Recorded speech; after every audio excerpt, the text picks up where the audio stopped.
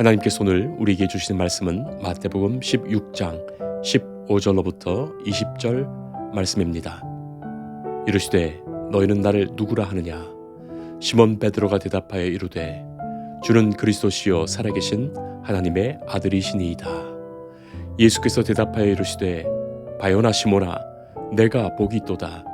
이를 내게 알게 한 이는 혈육이 아니요 하늘에 계신 내 아버지시니라. 또 내가 네게 이르노니 너는 베드로라. 내가 이 반석 위에 내 교회를 세우리니 음부의 권세가 이기지 못하리라. 내가 천국 열쇠를 내게 주리니 내가 땅에서 무엇이든지 매면 하늘에서도 매일 것이요 내가 땅에서 무엇이든지 풀면 하늘에서도 풀리리라 하시고 이에 제자들에게 경고하사 자기가 그리스도인 것을 아무에게도 이르지 말라 하시니라. 아멘. 유럽의 한 유서 깊은 도시에 평생을 바쳐 아름다운 성당을 지은 천재 건축가가 있었습니다. 그는 돌 하나, 기둥 하나에도 자신의 철학과 예술혼을 그야말로 갈아 넣었지요. 마침내 완공되던 날 수많은 사람이 몰려와 그 웅장하고 아름다운 건물을 보면서 탄성을 질렀습니다. 당신은 정말 위대한 건축가입니다. 이 건물의 주인은 바로 당신입니다. 사람들의 찬사에 건축가는 으쓱해졌고 그 성당이 마치 자신의 소유인 양 자랑스러워했습니다. 자, 그런데 완공된 지 몇 달이 지나지 않아 그 도시에 큰 전쟁이 터졌습니다. 폭격으로 인해서 그 아름답던 건물의 지붕이 날아가고 기둥이 무너져 내렸습니다. 자, 그렇게 무너진 성당 앞에서 건축가는 무릎을 꿇고 통곡합니다. 내 평생의 업적이 무너졌구나. 내 건물이 사라졌구나. 자, 그런데 그 무너졌던 성전 폐허 속에 전쟁으로 부모를 잃은 아이들이 하나 둘씩 모여들기 시작합니다. 아이들은 무너진 돌 무더기 사이에 가마니를 깔고 서로의 체온을 나누며 비바람을 피합니다. 그리고 찬송가를 같이 부르면서 그 아이들이 기도합니다. 하나님, 우리를 지켜주세요. 자, 그 모습을 바라보았던 건축가는 정신이 번쩍 들었어요. 그리고 깨닫게 됩니다. 아, 내가 지은 것은 한낱 돌덩어리에 불과했구나. 저 무너진 돌무더기 속에서 서로가 사랑하고 기도하는 저 아이들이야말로 진짜 무너지지 않는 성전이구나. 그리고 이 성전의 주인은 내가 아니라 하나님이시구나. 사랑하는 성도 여러분, 인간이 지은 건물이 사실은 성당이거나 성전이 아닙니다. 그 옛날에 솔로몬이 예루살렘에 하나님의 성전 지었죠.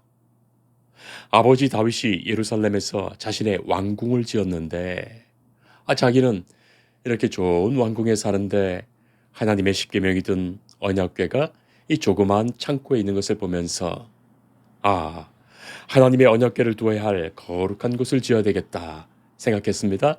그곳이 하나님이 계신 하나님의 집이라고 생각하면서 말입니다. 내 집은 이렇게 왕궁으로 잘 지었는데 하나님의 집은 초라함이 하니 내가 짓지 못했구나 했던 거예요.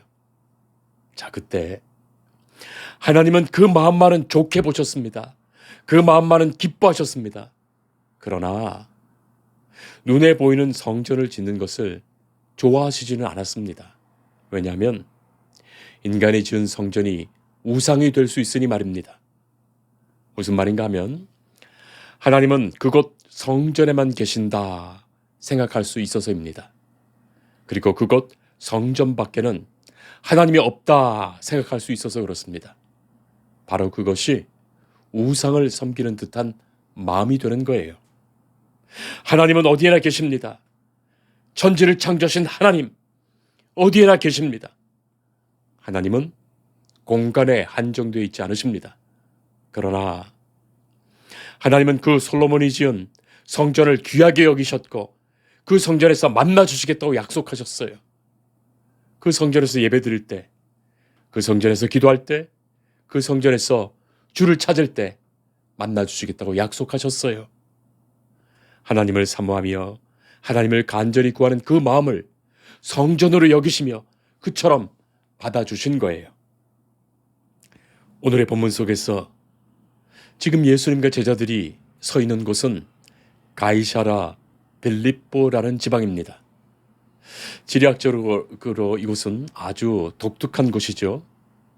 거대한 바위산이 있고 그 바위산 아래 거대한 동굴에서 엄청난 양의 물이 솟구쳐 나와서 요단강의 근원이 되는 곳입니다. 예수님 당시 로마 사람들은 그 거대한 바위산 위에 로마 황제 가이사를 신으로 모시는 거대하고 화려한 신전을 지었어요. 그뿐만 아닙니다. 그리스의 자연신인 판, 이 판을 섬기는 신전들도 즐비했습니다. 판테온이 그것입니다. 한번 상상해 보세요. 저 멀리 거대하고 웅장한 대리석 신전들이 황제의 권력과 풍요를 자랑하며 서 있습니다.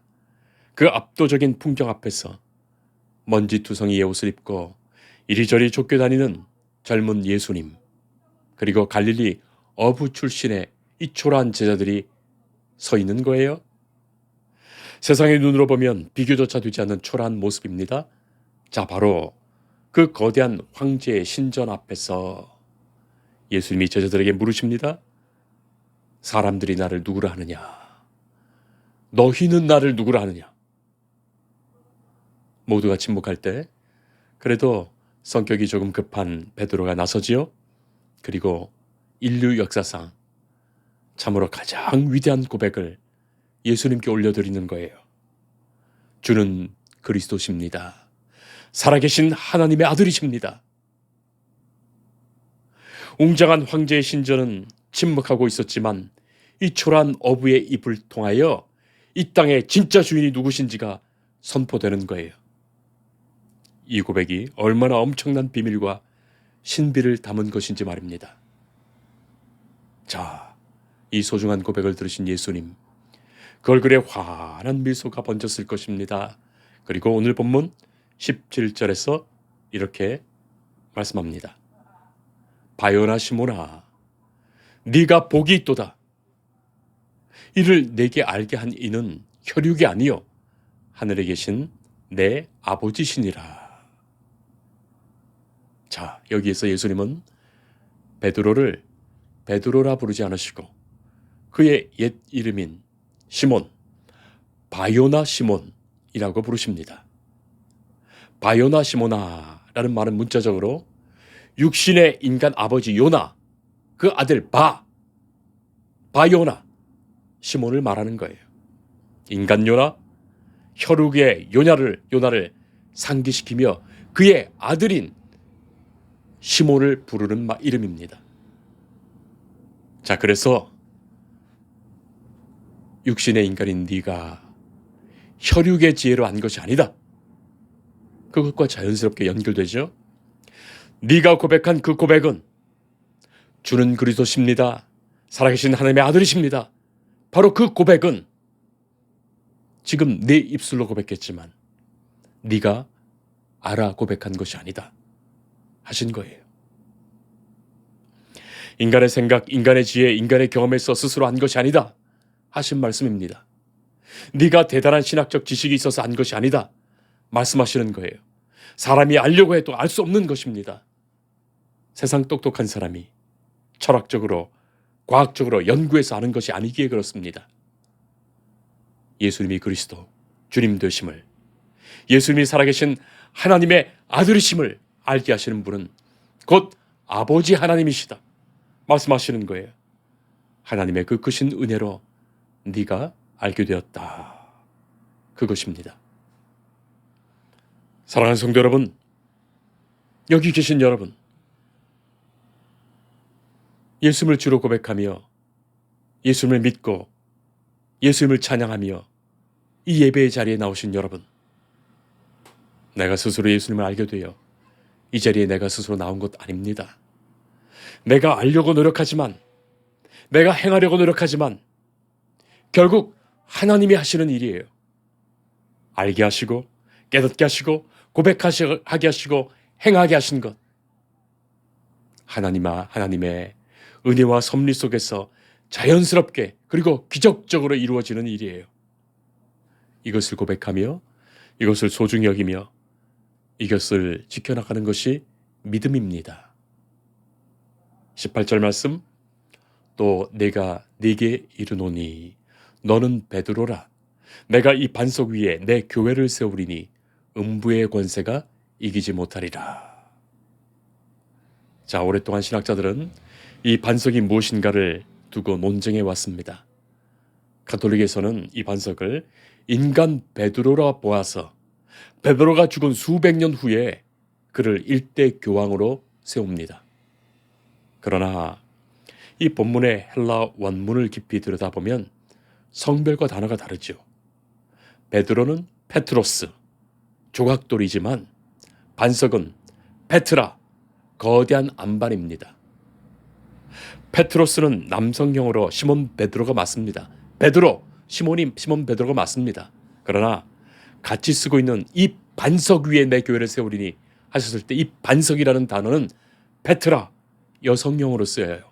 그래서 시몬 베드로가 아닌 그 신앙 고백이라고 보는 거예요.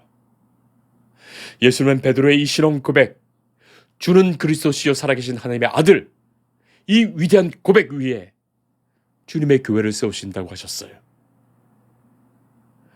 예수님은 분명히 선언하십니다. 내가 내 교회를 세우리라. 성도 여러분, 예수님은 베드로야, 네가 네 교회를 세워라 하시지 않으셨습니다. 힘을 다 합쳐서 너희들 교회를 세워라 하시지 않으셨어요. 교회의 주권은 철저하게 예수님께 있습니다. 내가 나의 교회를 세우겠다. 이것이 교회의 본질입니다. 그리고 교회는 결코 성전이 아닙니다. 사람이 세우는 건물이 아니에요. 예수님은 오히려 예루살렘 성전이 돌 위에 돌 하나도 남지 않고 철저히 무너질 것을 예고하셨습니다. 역사적으로도 실제로 그렇게 되었습니다. 영원히 눈에 보이는 건물로서의 성전은 주님께서 세우지 않으십니다. 그리고 예수님은 한 사람 한 사람을 믿음의 소중한 이 고백 위에 교회로 세우시는 거예요. 그들이 모인 공동체가 교회가 되는 거예요. 사랑하는 성도 여러분, 우리 예수소망교회가 이곳에 4년 전에 세워졌습니다. 그때도 그렇지만 지금도 그렇습니다. 이 교회는 예수님의 교회예요. 그리고 우리 한 사람 한 사람이 예수님의 교회로 부르심을 받았고 우리 한 사람 한 사람이 예수님의 교회 된 거예요. 예수님은 우리를 부르셨고 우리 공동체를 기뻐하시며 연약한 성도 한 사람 한 사람이 서로를 위하여 기도하게 하시고 봉사하게 하시고 섬기게 하시고 함께 예배드리게 하시며 우리를 당신의 몸된 교회로 삼으신 거예요. 예수님과 함께 우리가 교회로서 이곳에서 견고히 서며 우리가 이 땅에서 교회의 사명을 이루는 것, 그것을 주께서 이루어 가시는 거예요. 교회가 인간의 소유가 되는 순간에 교회는 능력을 잃어버립니다. 음부의 권세가 교회를 흔들기 시작합니다. 왜 오늘날 수많은 교회가 세상의 지탄을 받고 흔들리는 것입니까? 건물이 작아서일까요? 재정이 부족해서일까요? 적은 수의 사람이 모여서일까요? 아닙니다. 교회의 주인 자리에 예수님이 아니라 사람이 앉아있기 때문이에요. 목사가 주인이 되고 장로가 주인이 되고 성도가 주인이 되어서 내 뜻대로 되지 않는다고 싸우고 있기 때문이에요. 이런 이야기가 있습니다. 미국의 북쪽 지방에 살던 어느 흑인이 먼 남쪽 지방으로 출장을 갔는데 마침 주일이 되어서 근처에 있는 교회로 예배 드리려고 갔습니다. 예배당 계단을 올라가서 문을 열고 들어가려 하니까 문 앞에서 안내를 맡은 백인이 갑자기 문을 가로막으면서 당신은 여기 들어오지 못합니다 말하는 거예요. 그때 이 흑인이 깜짝 놀라서 왜 들어가지 못합니까? 물으니까 여기는 백인들만 모여 예배드리는 곳입니다. 그렇게 거절합니다. 할 수 없이 그 흑인은 계단에 쭈그리고 앉아서 안에서 들려오는 찬송 소리를 들으며 혼자서 기도를 드리고 있었습니다. 바로 그때 비몽사몽간에 흰 옷을 입은 예수님께서 나타나셔서 그 흑인의 어깨를 두드리는 거예요. 너는 어찌하여 여기에 혼자 앉아 있느냐 물으십니다. 그 말에 이 흑인이 예수님의 옷을 붙들면서 예수님, 저는 예배 드리려고 이 교회에 왔는데 저들은 내 얼굴이 검다고 해서 들어가지 못하게 합니다. 그래서 여기 앉아 있습니다. 대답합니다.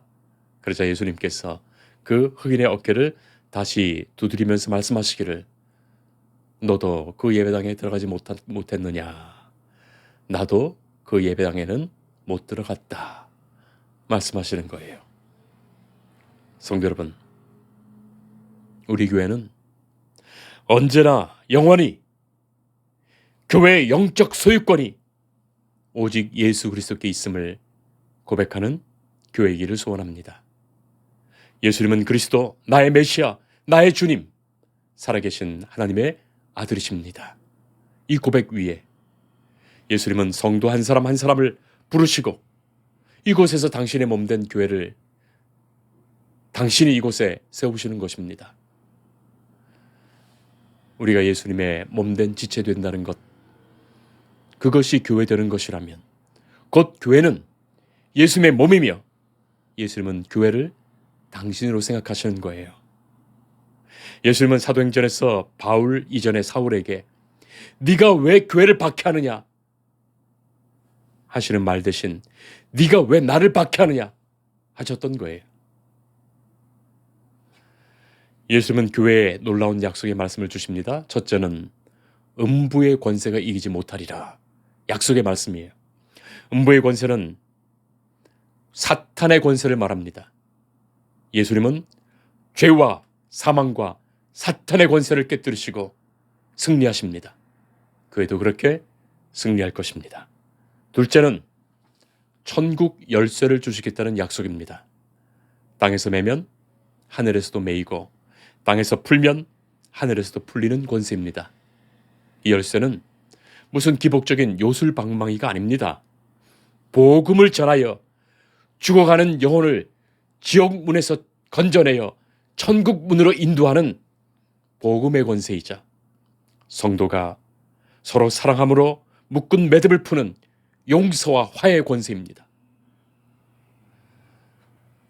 내가 상처받았을 때 내 감정을 주장하지 않고 주님이 교회의 주인이시니 주님의 뜻대로 나를 녹여주옵소서 기도하는 성도들이 있는 교회, 물질로 어려울 때도 주님이 교회의 주인이시니 주님이 채우시리라 믿으며 서로가 섬기는 교회, 이곳에서 예배드리는 모든 영혼이 이 교회에 오니 사람이 보이는 것이 아니라 살아계신 예수님이 보이는구나 고백하는 바로 그 교회, 말씀과 성령의 역사로 인하여 세상 다른 것을 소망 삼지 않고 예수 그리스도만을 소망하는 교회. 사랑하는 성도 여러분, 우리 교회의 지난 시간은 건물을 쌓은 시간이 아닙니다.